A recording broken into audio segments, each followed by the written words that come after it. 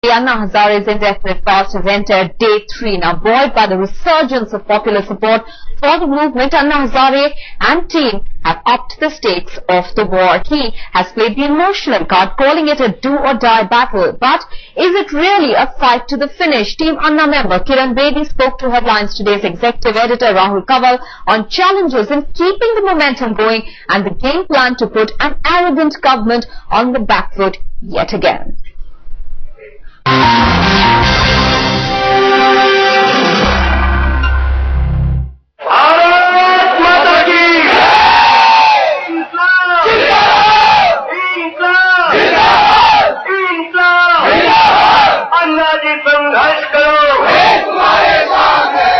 The government was reading out the obituary of Anna Hazare and his agitation, mocking the fact that people weren't coming out in big numbers to support the anti-corruption crusade. But as you look around, it's a Monday, it's in the middle of the day.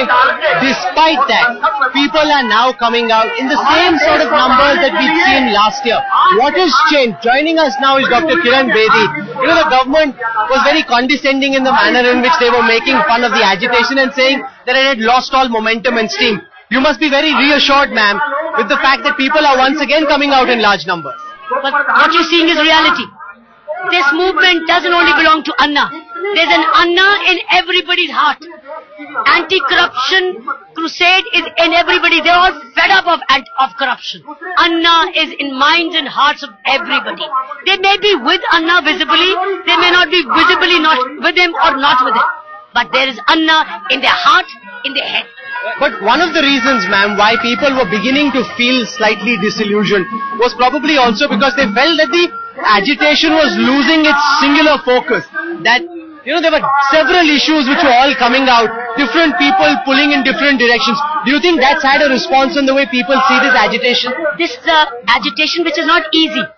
It's a matter of law.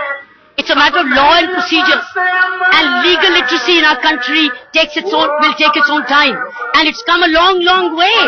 Therefore, I think it's had to take its own course.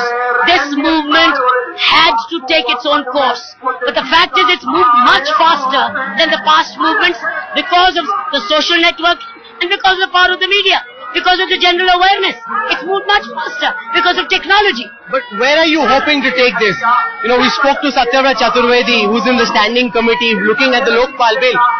The bill is not going to come in the monsoon session. So is this just an agitation for the sake of an agitation, or do you see an end point? Do you see a resolution? This is an end point. We are not getting away without the Jan Lokpal bill now. This is now or never. We can't have Anna fasting and Arvind and Manish and Gopal Rai and hundreds of others putting their life at stake. We can't do it. It cannot happen again and again. It's now or never.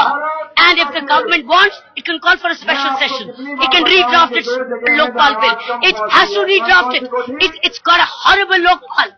It has kept the CBI with it. It's got the whole selection process with it. And it's got the states out. What kind of model is it offering to the states? So I think it's gone all wrong. The government has gone all wrong. But isn't there a sense of deja vu? You're saying now or never, all a special session. You know, people sense that we've been there. You know, we've done that. People invested so much emotion, energy in this agitation, and they feel that despite Anna's agitation, despite, you know, your role in this, it's not really going anywhere. I think it's going a long way. Get one people here in this humidity. Get somebody here in this humidity once, all by themselves, by their own conviction and commitment. Try and get it. And they're sitting here for hours and hours. They're sitting the whole day. And they're coming for the 7th day now. And they're not going. And there's no space left in Jantar Mantar. People are all filing past out of devotion. There's a total commitment. There's a devotion. Because it's their own agony. It's an agony against corruption and corrupt politicians. But this time the government's approach seems to be very hands-off.